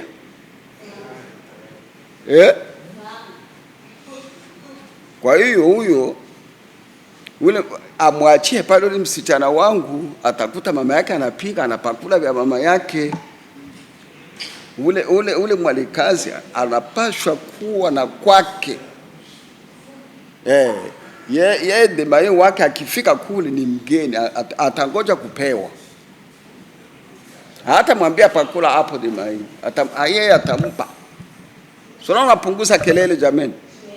Sawa kabisa. Unasema vizuri sana. Acha kwanza naishia kwanza hapo. Kimbie. Mzee, tuko kwenye neno hapa, tunaomba uvumilivu, kusameheana. Umesema umesamea. Tunataka ongea. Okay, sawa.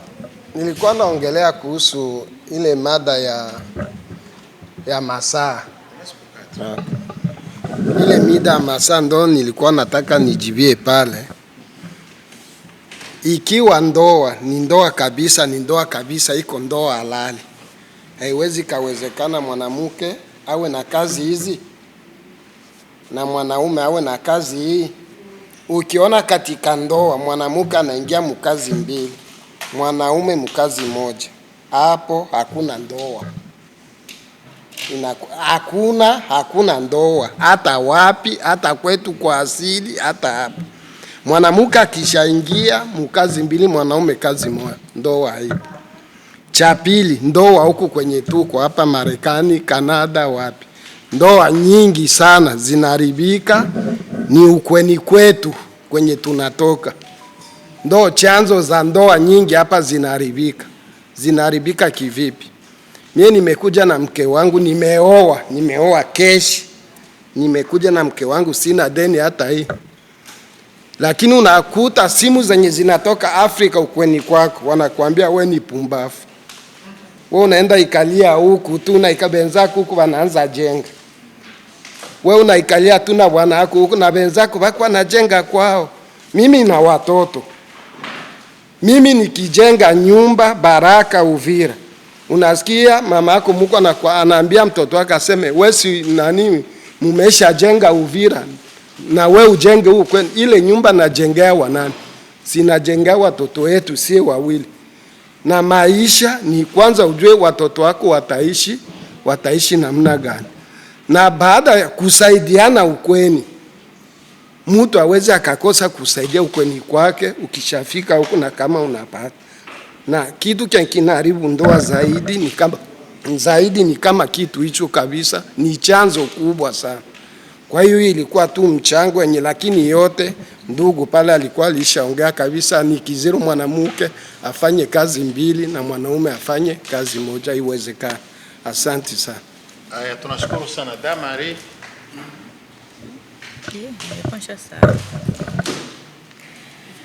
Sawa, na mimi naweza ongezea pale. Na mimi naweza ongezea kusema kitu ndoa, tuangalie kwanza kitu ndoa inabeba uzito wa namna gani. Na jina ndoa ni kitu gani? Speaker hii ni ya nani tu, ni ya kamera. Neno ndoa ni kitu ambacho kinabeba kuchukuliana madhaifu. Ukikuwa mtu unaoa wala unaolewa na uyajua ile neno ya kusema kuchukuliana madhaifu, hautaweza kuishi kwenye ndoa. Kwa sababu mnapokuwa kwenye unajua huyu mume wangu ni hivi, inabidi nimchukulie kwenye ile madhaifu yake. Huyu mke wangu ni hivi, inabidi nimchukulie kwenye ile madhaifu yake. Nadhani pale mtaishi vizuri. Lakini kama uyakuwa mtu wa dalili ya kuchunguza mtu ya kujua huyu mtu ni kitu gani zaidi sana anapenda, hautaweza. Kwa sababu huyu atakuwa anapenda hiki, wewe unamshindwa kuvumilia yale madhaifu, unavunja. huyu naye anapenda hiki, unashindwa kufanya nini? Kuvumilia yale madhaifu. Kama ile neno ulisema ya kusema kwamba mimi ninatamani sana kama mwili wangu sijui nini, inabidi tu kama yani inabidi tu nitoke pale, njoo ile wanakuambia kuchukuliana, kwa sababu wewe haitategemeana tu mpaka ikuwe ile siku tu njoo ujisikie tu mwili yako inakuwa iko jene tu sana. Nadhani haiwezi kuwa tu mpaka vile. Sasa lakini kama uko ndani ya kuchukuliana, kubebeana mizigo, utabeba mizigo. Sio kama mpaka aseme na mimi hapa naamua tu niende. Lazima inakuwaka ile, sio tu mpaka hata kama haikukua vile. Kwa wanaume ni lazima. Ile inakuwaka ni kawaida kwa wanaume wengi. Sio mpaka tu mpaka mwanamke amechoka. Hata kama mwanamke wako akuchoka, ile kwenu ni kawaida. Yes. Kwa wanaume 10% kabisa. Sio mpaka mwanamke anachoka. Hata uko viongozi wa kanisa. Nakwambia kabisa. Hata kwa viongozi wa kanisa sio mpaka mwanamke anachoka. Wanaume ile kabisa wanaenda, hata sio kama mpaka mwanamke anachoka.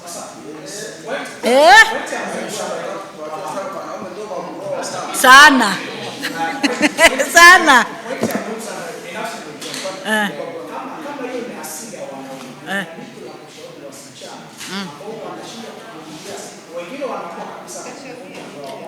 Sawa. Pointi yako unaongea mzuri. Kwa kusaidia ni hivi. Ukiona mwanamke wako anashindwa kukuvumilia, ni mazingira ambayo umejijengea we mwanaume. Mpaka mwanamke wako anashindwa kukuvumilia. Kwa sababu ipi? We unachoka. Mwanamke unapenda uende unani hinje, mpaka mwanamke wako wa ndani anajua kama wewe unafanya yale madhaifu. Tayari yale ni madhaifu kwa mwanaume. Sasa unajikuta ule mwanamke ambao unaishi naye ndani ya nyumba amejua madhaifu yako, lakini sasa wewe ile madhaifu yako haupendi kuichukulia kama ni madhaifu. Unapenda kuichukulia kama ni kawaida kwako, na sio kawaida. Lakini sasa vijana wa leo yale madhaifu wanaanza kujichukulia kama ni kawaida. Ora kwa mwanamke yeye anajisikia kwamba sio kawaida, bali tunachukulia kama ni madhaifu. Sasa wewe ujisi unajijengea kwamba hii ni kawaida kwa mimi mwanaume nifanye tu hivi. Unajikuta sasa unaanza kosa ndani ya nyumba yako. Unaikosea heshima, unaikosea haki. Unatoka ndani ya nje, unaenda fanya ya kufanya, mwanamke wako huku unamkosea nini? Ule mwanamke wako anashindwa gisi ya kufanya, anashindwa kuvumilia. Ndio pale wewe uvumilivu unashindwa.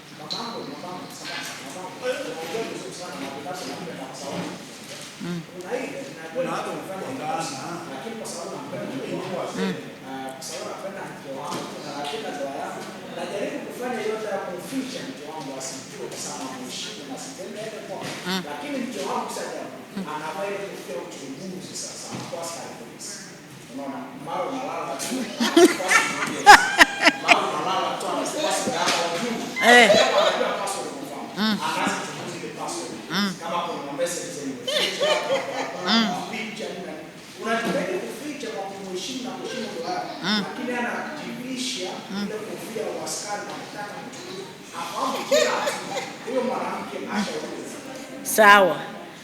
Ukiona mwanamke anafika kwa hiyo hatua, ndio pale ninarudilia tena, ni mazingira ambayo umejenga. Ukiona mwanamke anafika hatua, juu kuna wengine mwanamke kwa mazingira wewe utajijengea, hana haja kukuchunguza wewe. Mwanamke mwako unaishi ndani ya nyumba, kama ni mazingira ambayo unajijengea kwake yeye, hana haja kukuchunguza wala anze kukuuliza 1 2 3 mwanamume wako. Unaweza acha hata simu yako na asiguse.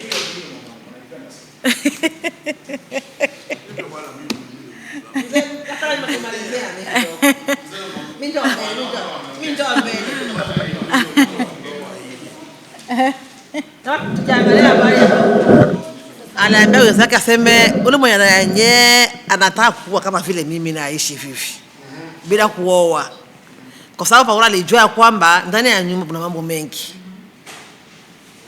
na roho mwenye atahoa ahoe au mtu kuvumilia. Kwa hiyo kama vile wanaume na bafie wenye kunyabajaoa banyabajaolewa munyumba wanataka kuvumiliana.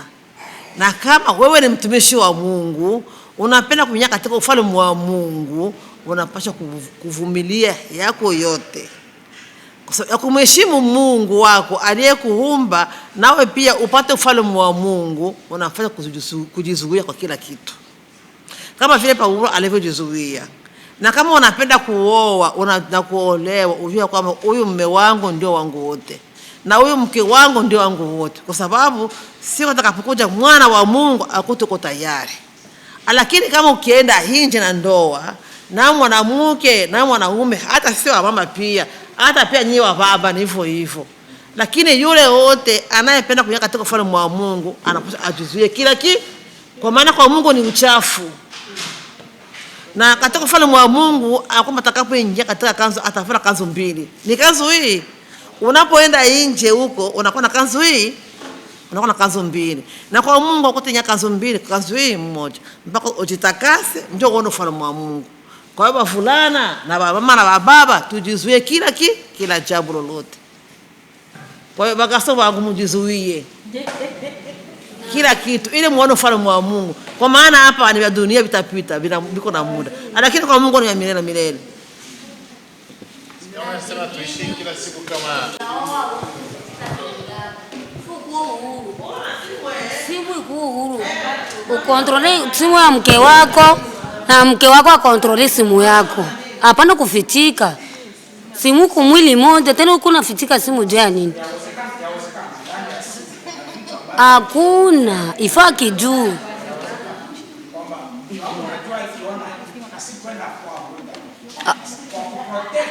Na hiyo yaani unafanya dhambi, unamfitika binini sasa?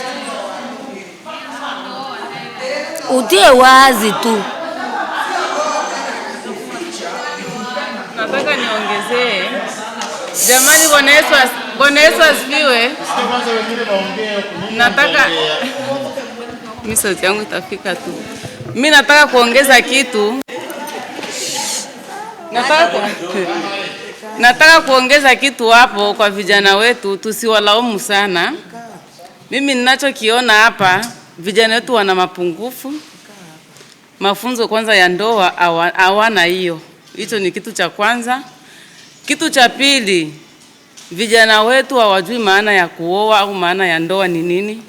Kwa sababu anasikia Asokolo alioa, hata na mimi jioni nikaoe.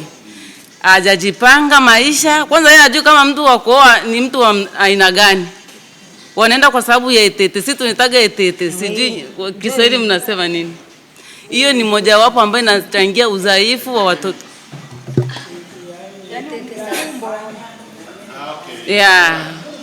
Yaani ukumbo tu.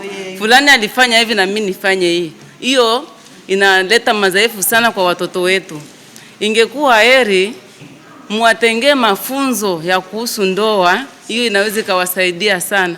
Kwa sababu gani? Mimi niliishi sana Tanzania, nilikuwa naona wa Tanzania hizo semina za ndoa walikuwa wanafunza vijana sana. Kuanza miaka 18 na kupandisha. Hata kwa mwezi mara pili, hiyo itawasaidia sana wajue maana ya ndoa ni nini au maana ya kuoa ni nini. Asante.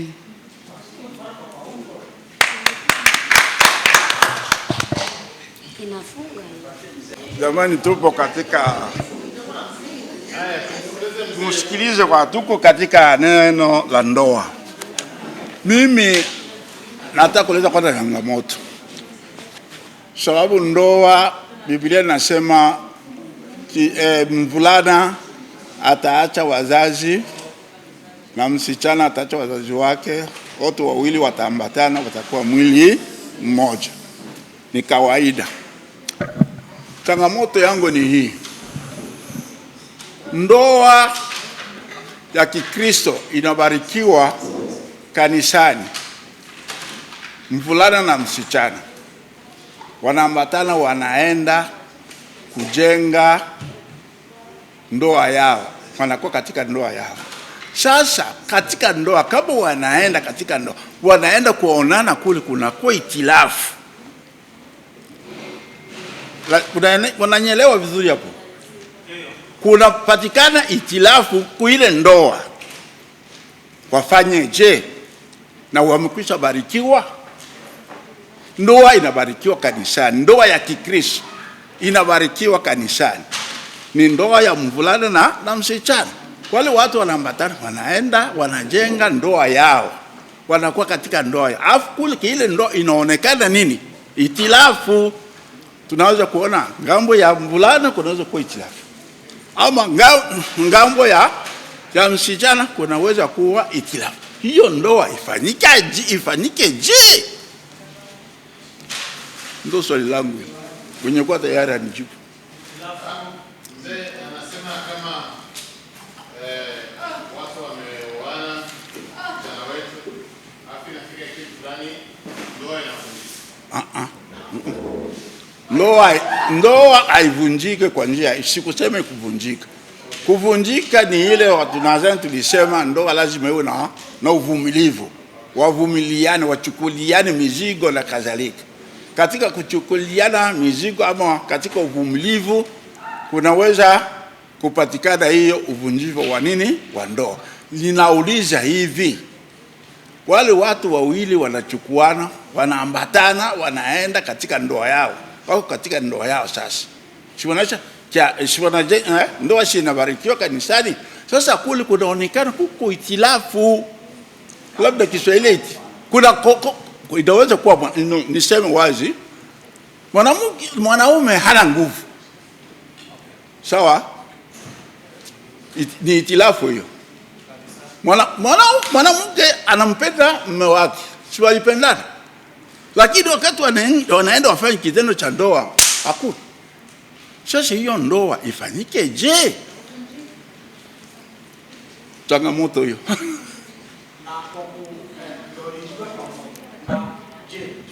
Kama ujaoa mwanamke anaruhusiwa kupima, kutesti mitambo ili akienda au na ile assurance kwamba kila kitu kiko sawa. Mimi niliona katika mila na desturi, kuna desturi zingine za mila, kabla ya msichana na mvulana waunganishwe ndoa ya Kikristo, kwanza wanachukuliana.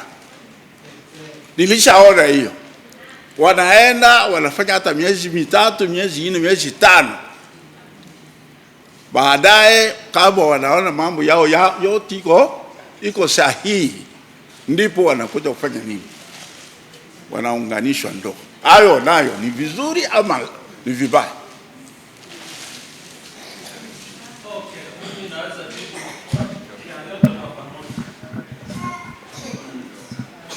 Kwa kawaida ya Ukristo tunaongea kama Wakristo. Hata ukirudi katika enzi za Agano la Kale, sasa kwa Wayahudi, hilo ambalo unasema hapo alikuwa aliruhusiwi, sababu hata katika Uyahudi utakuta kwenye Torati ilikuwa inasemekana mtu kitokea mwanamume amembaka msichana, ilikuwa moja kwa moja huyo awe mke wake. Yaani hiyo kutest mitambo ilikuwa hairuhusiwi, na hata katika Ukristo. Labda hiyo umesema ni mila na tamaduni za watu wengine. Na huko sasa kwenye umeongea, kukikutikana itilafu au kosa kama hilo, mfano tendo la ndoa aliwezi fanyika. Ikiwa imefika hapo, kuna maswali kadhaa. Kama ni mwanamume ambaye ndio hana hizo nguvu, je, huyu mama ataweza kuishi na huyu mtu siku zote za maisha yake na asiwahi kwenda nje ya hiyo ndoa, asiwahi kwenda kuonana na mtu mwingine? Je, ikiwa anaweza akavumilia hilo maisha yake yote, yes, wanaweza wakaendelea wakaishi.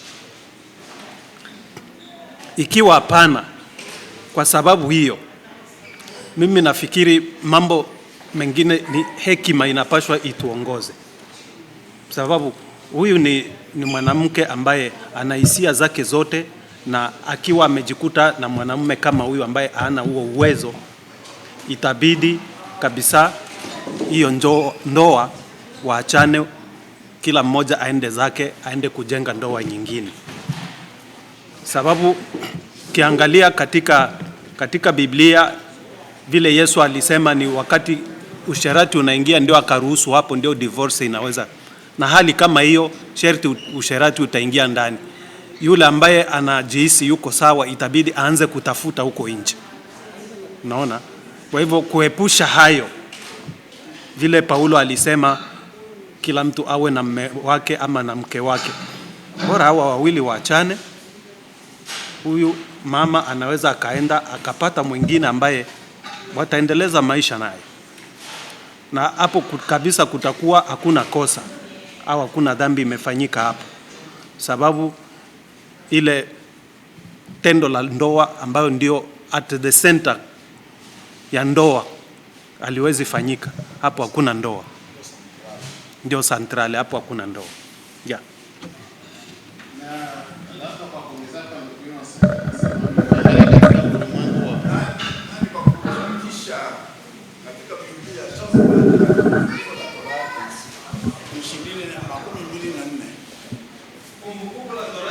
Makumi mbili na nne.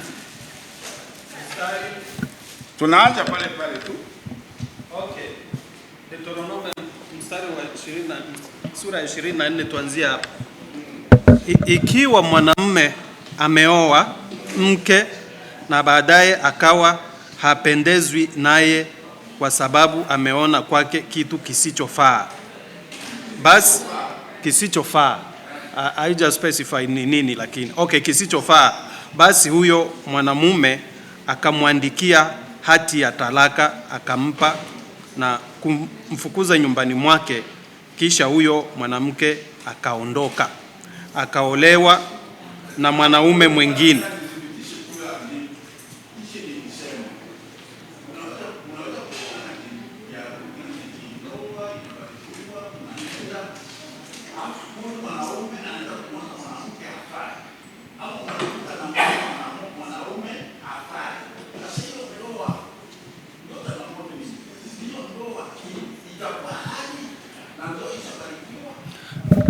Unaona, wakati huu wa Torati wao walikuwa wanaruhusu talaka kwa lolote lile tu, vile amesema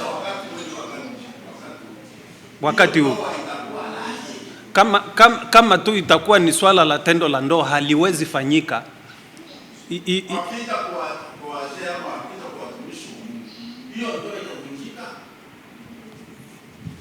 Ikiwa wanakuja kwa wazee, wamebarikiwa kanisani mfano. Ndiyo.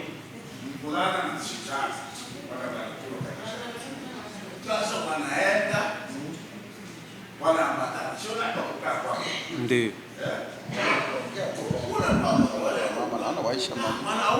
Anaona mwanaume hafai, hafai. Sasa mwanamke hawezi kukaa bila tendo la ndoa. Sawa? Anakuja kwa wale waliobariki ile ndoa. Kwenye nilienda mimi sikuona alama kama vile inasemekana hapa. Mwanaume kama akuona alama ya ubikira, Biblia nyingine inasema alama ya nini? Ya ubikira. Anakuja, mimi sikuona alama ya ubikira. Pale Agano la Kale wanaruhusu amwandikie hati ya nini? Ya talaka naye. Sasa kwa Agano Jipya hiyo talaka itafanyika. Na Elisha barikiwa ndio penyuka changamoto ni wauliza. Anasema hivi. Nasema ngabo zote mbili. Mwanaume hawezi. Sawa? Huku katika Agano la Kale inasema kwamba kira. Yaani mwanaume hana, ule mwanamke ndio vile Agano la Kale inasema. Kisha kingine ubikira. Aandikiwe ule mwanaume amwandikie nini? Hati ya talaka. Sasa mimi katika Agano Jipya, huu ubikira wa Agano la Kale haufanyiki tena. Ndio maana mimi nauliza mwanaume hafai.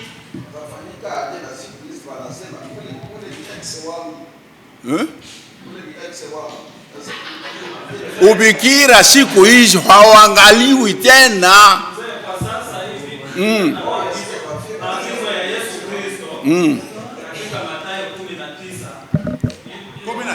Ndiyo, hilo swala la ubikira alipo tena.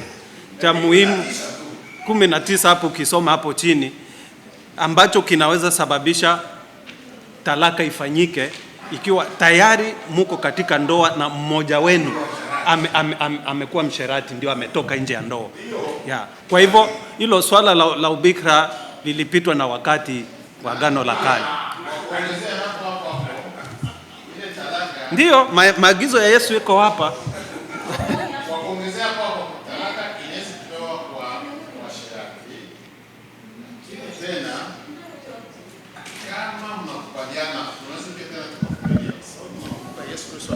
Kwa sababu ni kosa.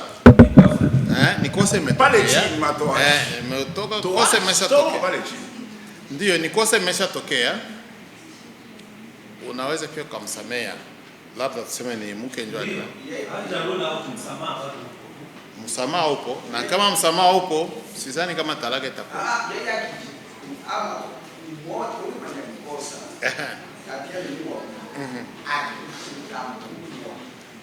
Si ndio vile, ndio maana ya msamaha. Na ni kwamba tu sio kusema ile talaka ndio mwisho, bado pia msamaha unaweza. Ni mimi ambayo mume nilienda kusheratika, sio tu mwanamke tu ndio anasheratika, hata pia na mume naye anaweza kwenda kusheratika. Lakini sasa mimi niko na changamoto ya hivi. Ule mwanaume mwenye aliambatana mke wake. Yesu anamsema matoashi. Toashi, tuseme neno toashi. Kuna toashi mwenye alifanyika na watu. Na kuna towashi mwenye anajitia kwa ajili ya kazi ya nani? Ya Bwana. Hata ule mwanamke anaenda kukutanisha ule mwanaume ni towashi. Sasa ndio tunapenda tu arudi kwa mwanamke. Ile ndoa ifanyike aje sasa, ilibarikiwa kanisani. Hakuna ndoa.